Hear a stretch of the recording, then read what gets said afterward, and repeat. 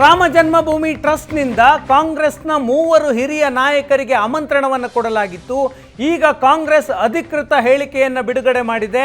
ರಾಮ ಮಂದಿರ ಲೋಕಾರ್ಪಣೆ ಕಾರ್ಯಕ್ರಮದಿಂದ ಕಾಂಗ್ರೆಸ್ ದೂರ ಉಳಿಯುವ ನಿರ್ಧಾರಕ್ಕೆ ಬಂದಿದೆ. ಇವತ್ತು 20 ದಿನಗಳ ನಂತರ ಆಹ್ವಾನ ಕೊಟ್ಟ 20 ದಿನಗಳ ನಂತರ ಕಾಂಗ್ರೆಸ್ ಅಧಿಕೃತವಾಗಿ ತನ್ನ ನಿಲುವನ್ನು ಸ್ಪಷ್ಟ ಮಾಡಿದೆ. ನಾವು ರಾಮ ಮಂದಿರದ ಕಾರ್ಯಕ್ರಮಕ್ಕೆ ಹೋಗೋದಿಲ್ಲ ಅನ್ನುವ ನಿಲುವನ್ನು ಕಾಂಗ್ರೆಸ್ನ ಹೈಕಮಾಂಡ್ ತೆಗೆದುಕೊಂಡಿದೆ. ಮಂದಿರದ ಲೋಕಾರ್ಪಣೆ RSS ಮತ್ತು BJPಯ ಕಾರ್ಯಕ್ರಮ ಅನ್ನುವ ಕಾರಣ ಕೊಟ್ಟಿದೆ. RSS ಮತ್ತು BJPಯ ಕಾರ್ಯಕ್ರಮಕ್ಕೆ ನಾವು ಯಾಕೆ ಹೋಗಬೇಕು ಅನ್ನುವ ಪ್ರಶ್ನೆಯನ್ನು ಕಾಂಗ್ರೆಸ್ ಹೈಕಮಾಂಡ್ ಮುಂದಿಡ್ತಿದೆ. ಇದರ ಜೊತೆಗೆ ಅಪೂರ್ಣ ಮಂದಿರವನ್ನು ಚುನಾವಣಾ ಕಾರಣಕ್ಕಾಗಿ BJP RSS ಉದ್ಘಾಟನೆ ಮಾಡ್ತಿದೆ. ಚುನಾವಣಾ ಕಾರಣದಿಂದ ರಾಮ ಮಂದಿರದ ವಿಷಯ ಮುನ್ನೆಲೆಗೆ ಬಂದಿದೆ. ಇಂಥ ರಾಜಕೀಯ ಕಾರ್ಯಕ್ರಮಕ್ಕೆ ನಾವು ಹೋಗೋದಿಲ್ಲ ಅನ್ನುವ ನಿಲುವಿಗೆ ಕಾಂಗ್ರೆಸ್ ಬಂದಿದೆ. ಇದರ ಜೊತೆಗೆ ಒಂದು ಸ್ಪಷ್ಟನೆಯನ್ನು ಕೂಡ ಕಾಂಗ್ರೆಸ್ ತನ್ನ ಹೇಳಿಕೆಯಲ್ಲಿ ಕೊಟ್ಟಿದೆ. ಅದು 2019ರ ಸುಪ್ರೀಂ ಕೋರ್ಟ್ ಆದೇಶವನ್ನು ನಾವು ಗೌರವಿಸ್ತೇವೆ. ರಾಮ ಮಂದಿರ ಮತ್ತು ಬಾಬ್ರಿ ಮಸೀದಿಯ ವಿವಾದಕ್ಕೆ ಸಂಬಂಧಪಟ್ಟಂತೆ ಸುಪ್ರೀಂ ಕೋರ್ಟ್ ಕೊಟ್ಟ ಆದೇಶವನ್ನು ನಾವು ಗೌರವಿಸ್ತೇವೆ. ಕೋಟ್ಯಂತರ ರಾಮ ಭಕ್ತರ ಭಾವನೆಗಳನ್ನು ಕಾಂಗ್ರೆಸ್ ಯಾವತ್ತಿಗೂ ಗೌರವಿಸುತ್ತೆ.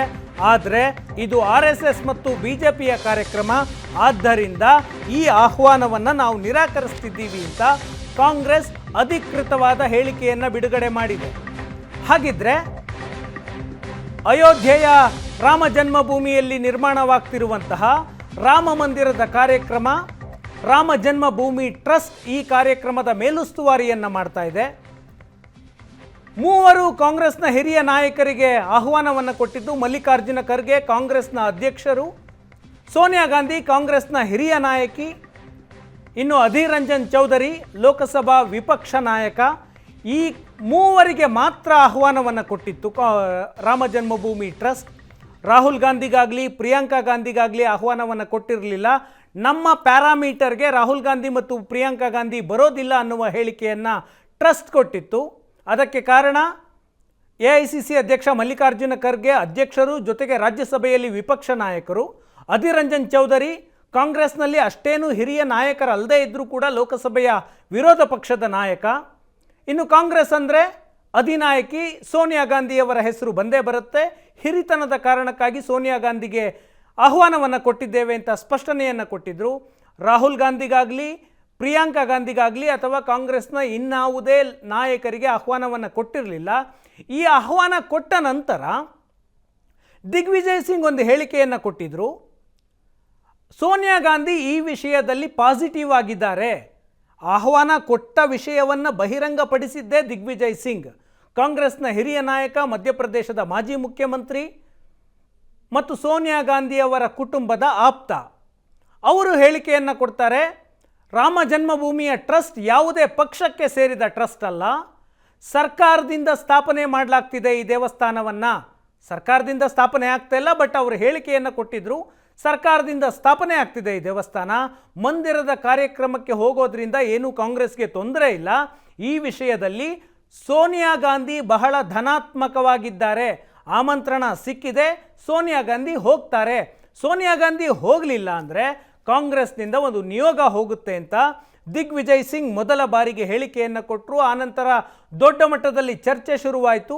ಆಗ ಕಾಂಗ್ರೆಸ್ನ ಜೈರಾಮ್ ರಮೇಶ್ ಒಂದು ಸ್ಪಷ್ಟನೆಯನ್ನು ಕೊಟ್ಟರು. ರಾಮ ಮಂದಿರದ ಕಾರ್ಯಕ್ರಮಕ್ಕೆ ಹೋಗುವ ನಿರ್ಧಾರವನ್ನು ಈವರೆಗೂ ಮಾಡಲಾಗಿಲ್ಲ, ಸೂಕ್ತ ಸಂದರ್ಭದಲ್ಲಿ ಈ ಬಗ್ಗೆ ನಿರ್ಧರಿಸಲಾಗುತ್ತೆ ಅಂತ ಜೈರಾಮ್ ರಮೇಶ್ ಹೇಳಿಕೆಯನ್ನು ಕೊಟ್ಟರು. ಅದಾದಮೇಲೆ ಅಧಿಕೃತವಾದ ನಿಲುವು ಬಂದಿರಲಿಲ್ಲ. ಈಗ ಕಾಂಗ್ರೆಸ್ ಸ್ಪಷ್ಟವಾಗಿ ಹೇಳ್ತಾ ಇದೆ, ನಾವು ಈ ಕಾರ್ಯಕ್ರಮಕ್ಕೆ ಬರೋದಿಲ್ಲ ಅಂತ. ಹಾಗಿದ್ರೆ ಕಾಂಗ್ರೆಸ್ ರಿಲೀಸ್ ಮಾಡಿರುವಂತಹ ಸ್ಟೇಟ್ಮೆಂಟನ್ನು ವಿವರವಾಗಿ ಹೇಳ್ತೀನಿ ನಾನು.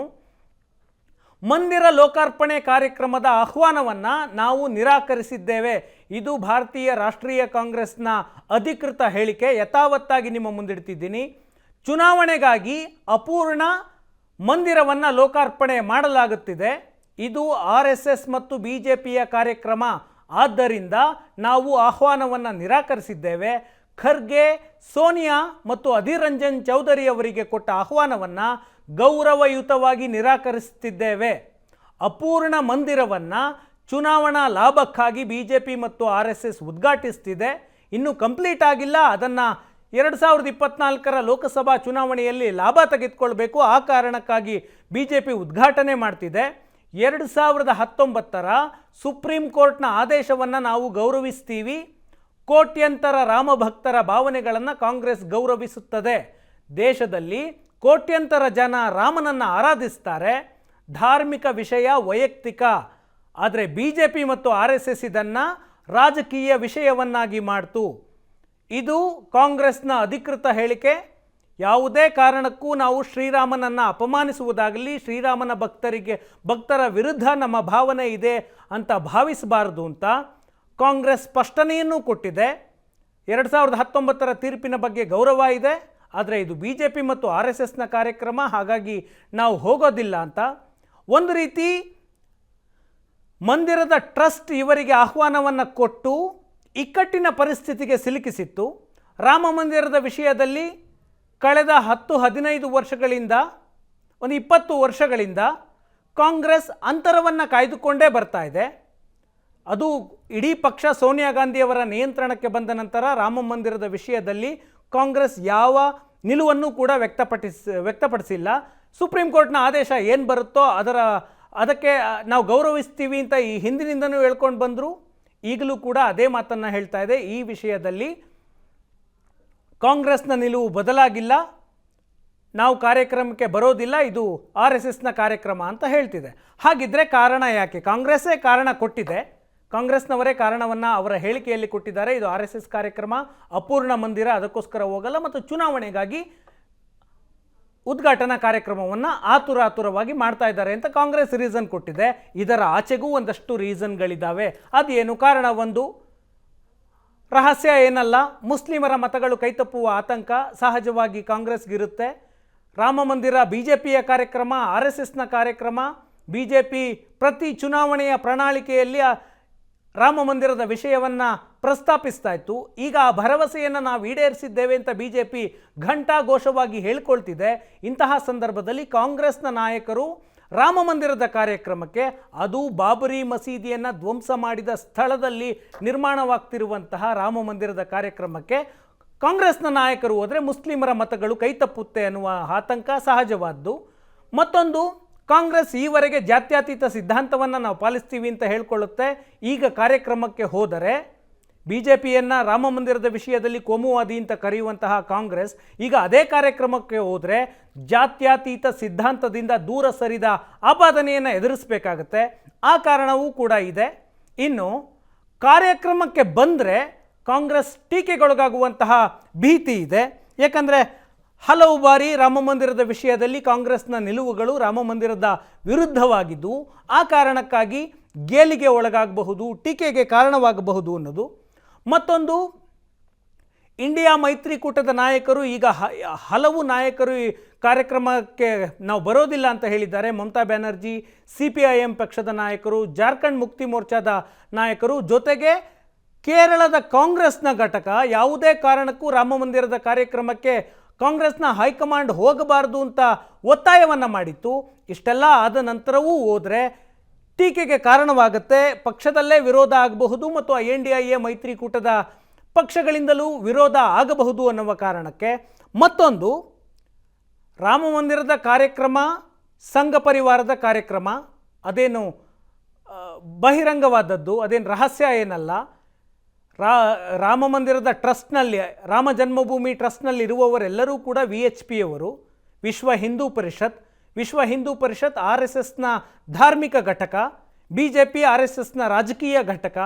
ಇಂತಹ ಸಂದರ್ಭದಲ್ಲಿ ಆ ಕಾರ್ಯಕ್ರಮಕ್ಕೆ ಹೋದರೆ ಸಿದ್ಧಾಂತವನ್ನು ಕಾಂಪ್ರಮೈಸ್ ಮಾಡ್ಕೊಂಡಂಗೆ ಆಗುತ್ತೆ ಅನ್ನುವ ಆತಂಕ ಇತ್ತು. ಆ ಕಾರಣದಿಂದಾಗಿ ಅವರು ಕೊಟ್ಟಂತಹ ಕಾರಣಗಳ ಜೊತೆಗೆ ಈ ಕಾರಣಗಳನ್ನು ಸೇರಿಸಿಕೊಂಡು ಕಾಂಗ್ರೆಸ್ ರಾಮ ಮಂದಿರದ ಕಾರ್ಯಕ್ರಮಕ್ಕೆ ಹೋಗದಿರುವ ನಿರ್ಧಾರವನ್ನು ಮಾಡಿದೆ. ನಾನು ಕಾರ್ಯಕ್ರಮದ ಆರಂಭದಲ್ಲಿ ಹೇಳಿದೆ, ರಾಷ್ಟ್ರೀಯ ಕಾಂಗ್ರೆಸ್ಗೂ ಮತ್ತು ರಾಜ್ಯ ಕಾಂಗ್ರೆಸ್ಗೂ ರಾಮನ ವಿಷಯದಲ್ಲಿ, ರಾಮ ಮಂದಿರದ ವಿಷಯದಲ್ಲಿ ದ್ವಂದ್ವ ಇದೆ ಅಂತ. ಏನಾ ದ್ವಂದ್ವ? ನಿನ್ನೆ ಕಾಂಗ್ರೆಸ್ ನಾಯಕರು ಸೀರೀಸಾಗಿ ಒಂದು ಟ್ವೀಟನ್ನು ಮಾಡಿದ್ರು. ರಾಮ ಮಂದಿರಕ್ಕೆ ಕಾರಣ BJP ಅಷ್ಟೇ ಅಲ್ಲ ಅನ್ನೋ ಅರ್ಥದಲ್ಲಿ ಬಿ ಜೆ ಪಿಗೆ ಕೌಂಟರ್ ಕೊಡೋದಕ್ಕೆ ಒಂದಷ್ಟು ಟ್ವೀಟನ್ನು ಮಾಡಿದ್ರು. ಭಾರತದಲ್ಲಿ ಕಾಂಗ್ರೆಸ್ನ ಟ್ವೀಟನ್ನು ನಾನು ಯಥಾವತ್ತು ಓದ್ತೀನಿ. ಭಾರತದಲ್ಲಿ ಲಕ್ಷಾಂತರ ರಾಮದೇಗುಲ ನಿರ್ಮಾಣವಾಗಿದ್ದು ಕಾಂಗ್ರೆಸ್ನ ಆಡಳಿತದಲ್ಲಿ. ಇದು ರಾಜ್ಯ ಕಾಂಗ್ರೆಸ್ನ ಟ್ವೀಟ್. ಇದು ಈ ಟ್ವೀಟ್ಗೂ ಕೇಂದ್ರದ ನಿಲುವಿಗೂ ಸಂಬಂಧ ಇಲ್ಲ, ರಾಷ್ಟ್ರೀಯ ಕಾಂಗ್ರೆಸ್ ನಿಲುವಿಗೂ ಸಂಬಂಧ ಇಲ್ಲ. ರಾಜ್ಯ ಕರ್ನಾಟಕ ಕಾಂಗ್ರೆಸ್ನ ಟ್ವೀಟ್ ಇದು. ಭಾರತದಲ್ಲಿ ಲಕ್ಷಾಂತರ ರಾಮದೇಗುಲ ನಿರ್ಮಾಣವಾಗಿದ್ದು ಕಾಂಗ್ರೆಸ್ನ ಆಡಳಿತದಲ್ಲಿ. ರಾಮರಾಜ್ಯದ ಕನಸು ಕಂಡ ಮಹಾತ್ಮ ಗಾಂಧಿ ಕಾಂಗ್ರೆಸ್ನ ಅಧಿನಾಯಕರಾಗಿದ್ದರು. ಗೋಡ್ಸೆ ಗುಂಡಿಗೆ ಮಹಾತ್ಮ ಗಾಂಧಿ ಹುತಾತ್ಮರಾದಾಗ ಅವರು ಹೇಳಿದ್ದು ಹೇ ರಾಮ್ ಅಂತ. ಆಗ ಬಿ ಜೆ ಪಿ ಹುಟ್ಟೇ ಇರಲಿಲ್ಲ. 1985-86ರಲ್ಲಿ ಅಯೋಧ್ಯೆಯಲ್ಲಿ ಬೀಗ ತೆಗೆಸಿ ರಾಮನ ಪೂಜೆಗೆ ಅವಕಾಶ ಕಲ್ಪಿಸಿಕೊಟ್ಟಿದ್ದೇ ರಾಜೀವ್ ಗಾಂಧಿ. ಇದು ಕಾಂಗ್ರೆಸ್ನ ಟ್ವೀಟ್. 1989ರಲ್ಲಿ ರಾಮ ಮಂದಿರದ ಶಿಲಾನ್ಯಾಸಕ್ಕೆ VHPಗೆ ಅವಕಾಶ ಕೊಟ್ಟಿದ್ದು ರಾಜೀವ್ ಗಾಂಧಿ. ರಾಜೀವ್ ಗಾಂಧಿ ಮೊದಲ ಹೆಜ್ಜೆ ಇಡದೇ ಇದ್ದಿದ್ರೆ BJPಯವರಿಗೆ ರಾಮ ಮಂದಿರ ಕಟ್ಟುವಂತಹ ಆಲೋಚನೆ ಬರ್ತಾನೆ ಇರಲಿಲ್ಲ. ಆ ಕಾರಣಕ್ಕಾಗಿ ರಾಮ ಮಂದಿರದ ನಿರ್ಮಾಣದ ಹಿಂದೆ ರಾಜೀವ್ ಗಾಂಧಿ ಕೂಡ ಕಾರಣರಿದ್ದಾರೆ ಅಂತ ಕಾಂಗ್ರೆಸ್ ಈ ಟ್ವೀಟ್ನ ಮೂಲಕ BJPಗೆ ನೆನಪಿಸ್ತಾ ಇದೆ. ಇದರ ಜೊತೆಗೆ 80ರ ದಶಕದಲ್ಲಿ ದೂರದರ್ಶನದಲ್ಲಿ ರಾಮಾಯಣದ ಸೀರಿಯಲ್ ಪ್ರಸಾರ ಮಾಡಿ ಮನೆ ಮನೆಯಲ್ಲೂ ರಾಮಲಲ್ಲಾನನ್ನು ಕಣ್ತುಂಬಿಕೊಳ್ಳುವಂತೆ ಮಾಡಿದ್ದು ಕಾಂಗ್ರೆಸ್ ಸರ್ಕಾರ. ರಾಮಾಯಣದ ಯಾವ ಭಾಗದಲ್ಲೂ ರಾಮನ ಹೆಸರು ರಾಮಲಲ್ಲ ಅಂತ ಬರೋದಿಲ್ಲ. ಅಯೋಧ್ಯೆಯಲ್ಲಿರುವಂತಹ ರಾಮ ಬಾಲಕ ರಾಮನನ್ನು ರಾಮಲಲ್ಲ ಅಂತ ಕರೀತಾರೆ. ದೂರದರ್ಶನದ ಸೀರಿಯಲ್ನಲ್ಲಿ ಯಾವ ಭಾಗದಲ್ಲೂ ರಾಮಲಲ್ಲ ಅಂತ ಇರಲಿಲ್ಲ. ಆದರೆ ಅಯೋಧ್ಯೆಯ ದೇವರನ್ನು ಲಿಂಕ್ ಮಾಡುವ ಉದ್ದೇಶದಿಂದಾಗಿ ಕಾಂಗ್ರೆಸ್ ರಾಮಲಲ್ಲಾನನ್ನು ರಾಮಾಯಣದ ಸೀರಿಯಲ್ ಮೂಲಕ ದೇಶದ ಮನೆ ಮನೆಗೂ ತಲುಪಿಸಿದ್ದು ನಾವು, ಅಂದರೆ ಕಾಂಗ್ರೆಸ್ನ ಸರ್ಕಾರ. ರಾಮ ಮತ್ತು ಆತನ ಆದರ್ಶಗಳನ್ನು ಕಾಂಗ್ರೆಸ್ ಮೊದಲಿನಿಂದಲೂ ಪಾಲಿಸುತ್ತಾ ಬಂದಿದೆ.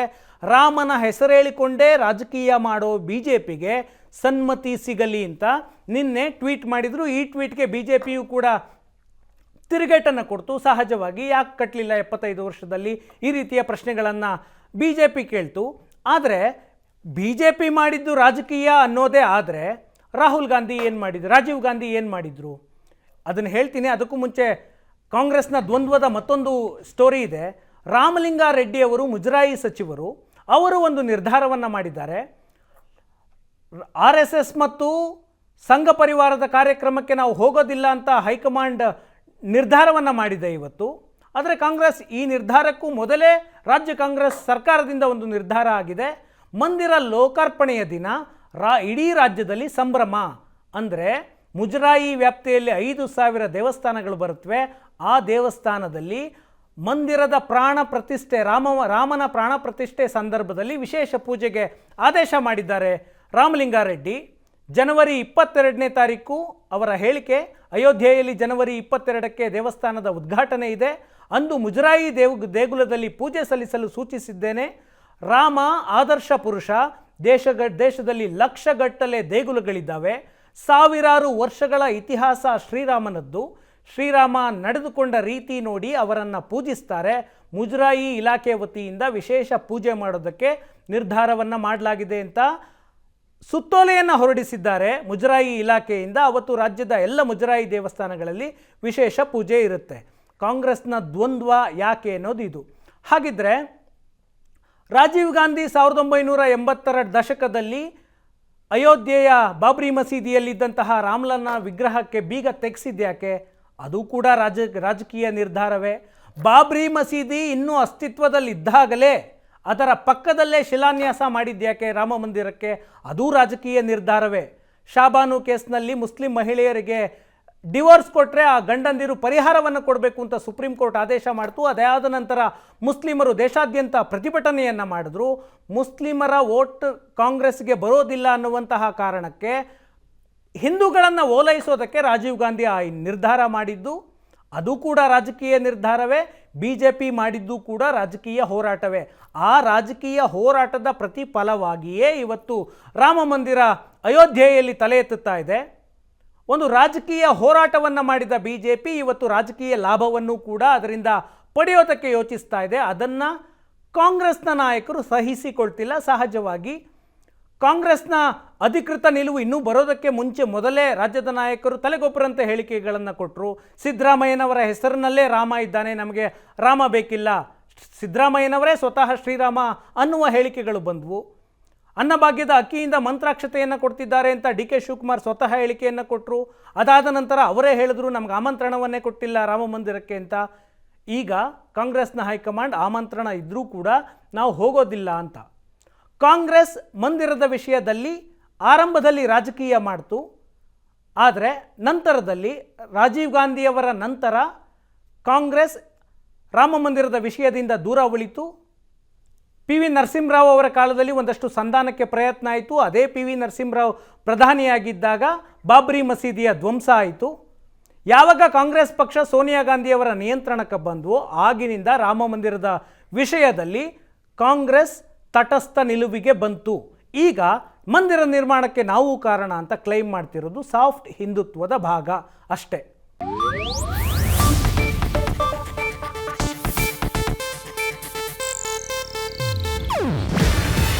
ಇದು ಏಷ್ಯಾನೆಟ್ ನ್ಯೂಸ್ ನೆಟ್ವರ್ಕ್ ಪ್ರಸ್ತುತಿ. ನೀವು ನೋಡ್ತಿದ್ದೀರಾ ಏಷ್ಯಾನೆಟ್ ಸುವರ್ಣ ನ್ಯೂಸ್.